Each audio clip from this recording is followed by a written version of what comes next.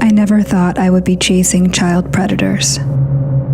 It was 2 years ago when our team intercepted conversations between a 12-year-old girl and a 40-year-old pedophile. He wasn't just talking to her, he was abusing her, coercing her, collecting images and videos, and no one in her life, her parents, sixth grade teacher, or friends, knew what was happening.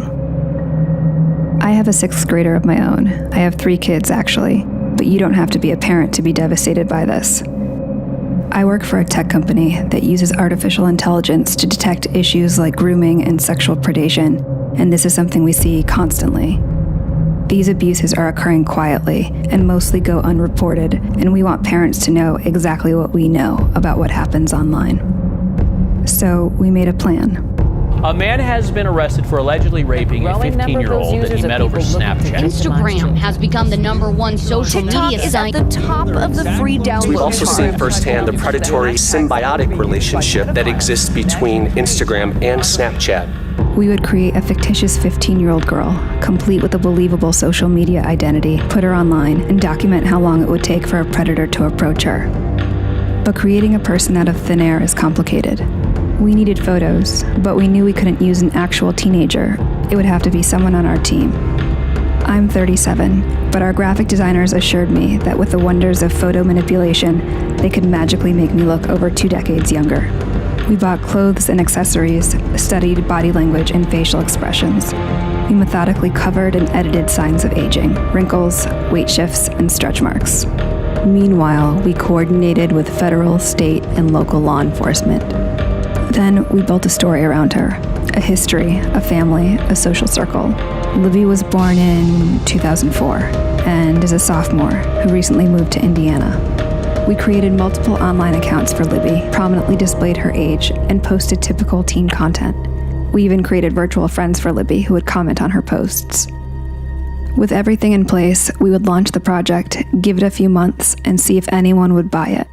So we hit the button, and Libby went live.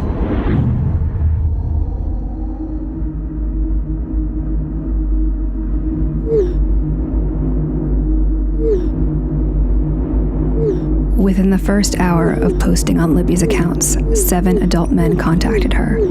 By the end of 9 days, that number was 92. The conversations ranged in severity from making sexual comments to sharing and requesting explicit photos and videos to manipulation and threats. The onslaught was so massive, it took 5 of us playing Libby full-time to keep up. We decided to move off-site where we could scale up the operation and gather as much information and evidence as possible. Since Libby is 15, men might try to falsely justify their actions towards her because of her proximity to adulthood. Would parents question, where's the bar? Would a 13-year-old face the same barrage of predators? A 12-year-old? How young could it possibly go? The graphics team transformed me into 11-year-old Bailey. Bailey is afraid of the dark. She hasn't had her first crush yet. She's still prepubescent. A parent might assume Bailey would be insulated from any sort of predatory attack. We launched our 11-year-old persona online. 444 and go.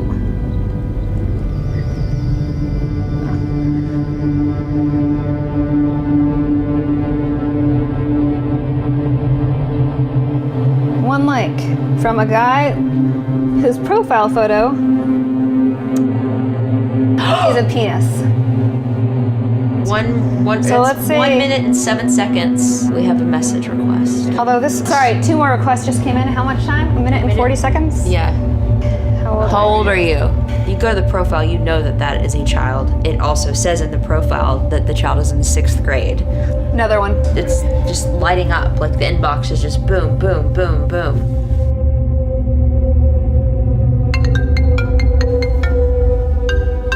An incoming video call in less than 5 minutes.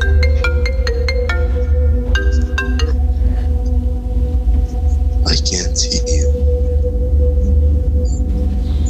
Don't be shy. They all say don't be shy. Few parents know just how dangerous these platforms are for so many kids, so we brought some on site so they could see for themselves. 11-year-old Bailey's persona was approached with an even more disturbing level of manipulation and requests.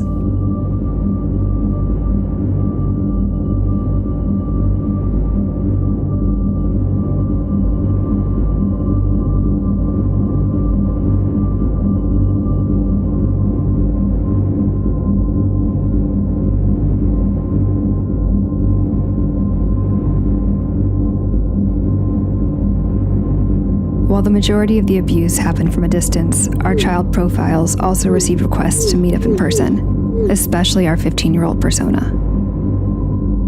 28-year-old Keith was relentless. Like the others, he took no issue with Libby's age.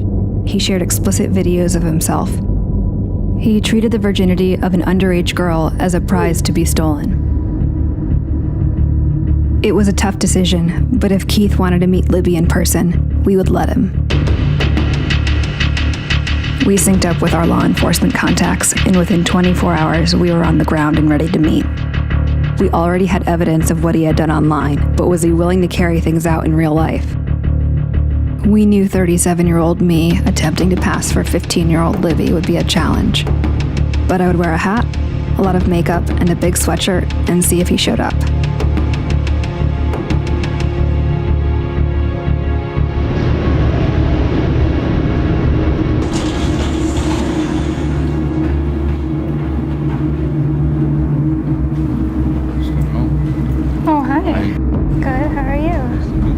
To meet you too. Hey. How you doing? Good. Okay. Is it what you expected? Well, yeah. So you going upstairs? Wait, so do you want to go for a walk first? Okay. What's wrong? Why you're not trying to rush upstairs? What was that? Why you're not trying to rush upstairs? I don't know. I'm a little nervous. Now let's go upstairs then. Don't be nervous. I've never done anything like this before, so I'm a little nervous. It's the first for everything. Yeah. Don't be. I'm not gonna rush you. We just go upstairs and talk. Okay. Have you ever? You wouldn't be shy. Are you okay with me being 15? I've never done it. Oh. But it's okay. I like to gentle, make you comfortable. I don't want to just get all the feeling and just, you know what I'm saying? Are you hungry? Mm-mm. Stop trying to dodge it. Let's go upstairs. Cyber tips coming in from the National Center for Missing and Exploited. Bark turns over these potential child predators to the National Center for Missing and Exploited Children. Using the app has led to arrests like this one in Florida last year. The brutal reality is that a predator doesn't have to be in the same room, building, or even country to abuse a child. Libby and Bailey may not be real, but they represent countless children who are being sexually and psychologically abused, both online and in real life. I think about how I would have felt as a young, impressionable child. I would have kept the abuses to myself for fear of being shamed and blamed. I would have suffered with it, secretly and quietly. Hi, Mama. Hi, did you have a good day? Yeah. Mama? Yeah. I was wondering, so in 2 more days you're gonna come back? That's right. Okay. I love you. I love you too. Our work has led to numerous arrests, but it's a drop in the bucket. Our work, nor the work of law enforcement or legislation, will ever be able to protect children as well as engaged parents and guardians can. When asked, my advice for parents is to talk to your kids early and often, know what apps they're using and with whom they're communicating. When facing crisis, kids need a soft place to land. Make sure they know they can come to you for help.